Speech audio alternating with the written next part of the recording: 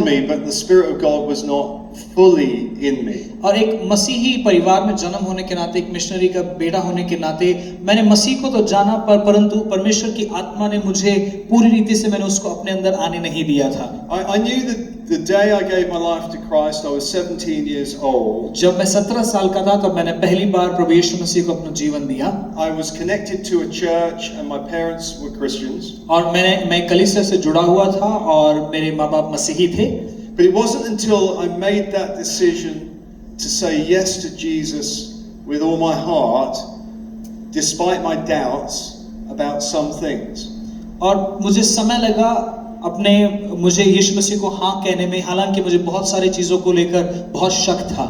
Those doubts were not about God Himself or the love of Christ or the death of Christ. They were about myself and what my identity is. ये जो सवाल थे, शंकाएं थी, ये मसीह के बारे में, मसीह के मरने, जी उठने या उसके किसी भी विषय को लेकर नहीं था, परंतु ये सारे सवाल मेरे ऊपर थी कि मैं क्या ये चीजें कर सकता हूँ।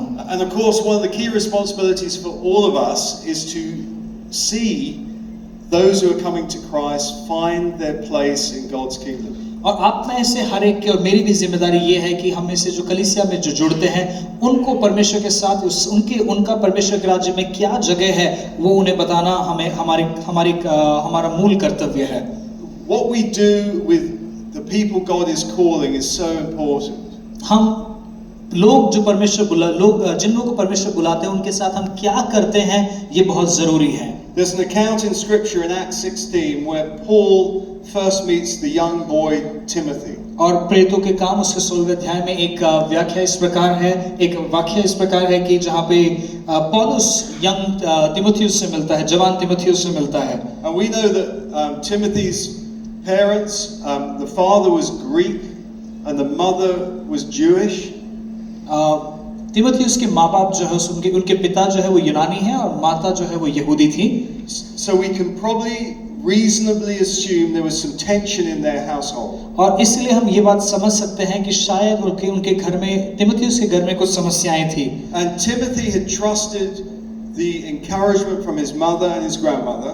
और तिमोथियुस ने अपने जो नानी है उनसे बहुत कुछ चीजें सीखी, कुछ सलाह उन्होंने प्राप्त करी। And that led to him being grounded in understanding what it meant to follow Christ. और उस नानी के सिखाए गए वचनों के अनुसार उसने मसीह को जानना सीखा। And Paul comes to town and invites Timothy to join him on his mission tour. जब तिमोथियुस मसीह के बारे में अपने नानी से सीख चुका था तब पौलुस उस शहर में आता है और उससे कहता है कि तू मेरे साथ सुसमाचार का भागी हो ले। We know the power of every single encounter we have with somebody else. और हम जानते हैं जब एक दूसरे के साथ मुलाकात करते हैं तो उसमें बहुत ताकत होती है।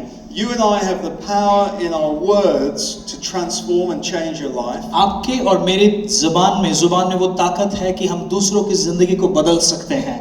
You have the Spirit of God, as I do, in our hearts, who guides us and leads us in ways that other people don't understand. दूसरे लोग जो समझ नहीं सकते उससे बढ़कर हमारे जीवनों को चलाने वाले, हमारे जीवनों को समझाने वाली एक आत्मा हमारे साथ है। But it is our responsibility to hear God and to challenge people in the right way. और इसीलिए ये हमारा कर्तव्य है कि हम परमेश्वर की बातों को ध्यान से सुने और लोगों को हम सही चुनौती दें। So before I gave my life to Christ, I was not a good boy. और इससे पहले कि मैं मसीह के पास आता मैं एक अच्छा लड़का नहीं था। I look back and I sometimes wonder how I got away with the things I did. और जब मैं सोचता हूँ तो मैं कई बार लगता है कि मैंने जो चीजें किया मैं कैसे बच निकला, मैं सोचकर मैं आश्चर्य करता हूँ। I would do things with my friends and my friends would get into trouble, but I didn't. और मैं अपने दोस्तों के साथ मिलकर बदमाशी करता था, वो लोग फंस जाते थे और मैं बच जाता था। I don't know quite why it happened like that, but I think God's hand was on